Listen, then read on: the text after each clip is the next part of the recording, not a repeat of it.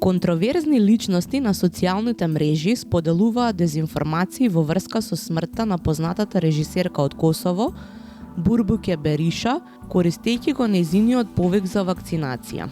Овие луѓе обвинуваат дека вакцината е причина за нејзината смрт, што не е вистина, затоа што вакцините не предизвикуваат болести. Спротивно на тоа, тие заштитуваат од тешка форма на коронавирусот, а и од смртност. Овие се дезинформациите кои почнаа да се шират на социјалните мрежи веднаш после објавувањето на информацијата за смртта на режисерката Бериша. Сепак, режисерката Бериша неколку години се соочувала со тешка болест. Во 2019-та, кога вакцините не беа уште откриени, незините колеги организираа аукција на уметнички слики за собирање на донации за незиното лекување. Починатата режисерка Бурбуке Бериша почина во незината канцеларија во Министерството за култура на 27 октомври оваа година. Починатата жена била пронајдена без знаци на живот во незината канцеларија во Министерството за култура, а смртта ја констатирал дежурен лекар. Со одлука на обвинителот телото било испратено на обдукција, информираше косовската полиција. На дезинформациите споменати им предходеа дезинформации дека вакцините предизвикуваат рак и други смртни болести. Портал ги обезбеди последните кредибилни истражувања за ова, и тие резултираа со фактот дека нема поврзаност меѓу вакцините и канцерот.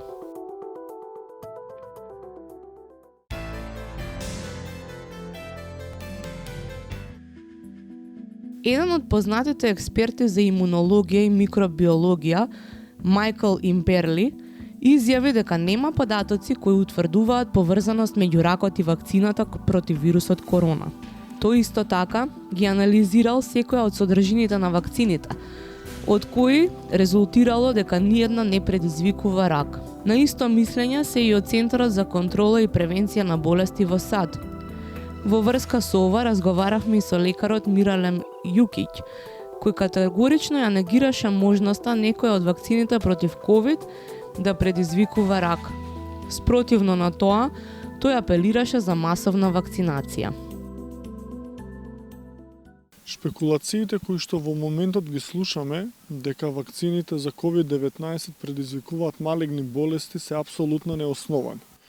Зошто? Затоа што за да има реален сомнеш дека одредена хемикалија или вакцина предизвикува малигна болест, треба да установиме прво дека лицата кои што ги имаат примено тие вакцини имаат зголемена инциденца на малигни болести.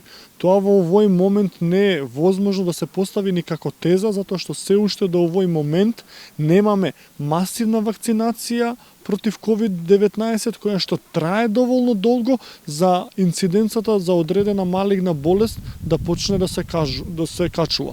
Така да за една работа можеме да сме сигурни во овој момент дека вакцинацијата е се уште најбезбедниот начин за да се спречи и превенира COVID-19.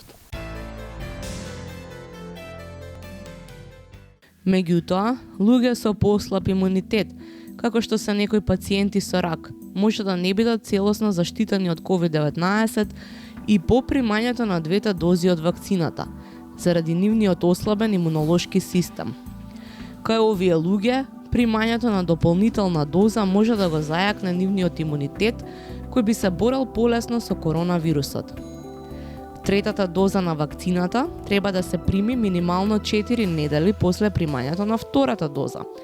Доколку е можно, се препорачува истата вакцина, МРНК, да се прими како трета доза. Според Центарот за контрола и превенција на болести на САД, ако истата МРНК вакцина не е достапна, тогаш било која МРНК вакцина може да се прими како трета доза. За крај, експертите препорачуваат пациентите со рак да се вакцинираат, бидејќи тие се со ослабен имунитет и позагрозени од вирусот. Така што, заштитата што ќе им ја овозможи вакцината, колку и да е голема или мала, е подобра отколку без никаква заштита.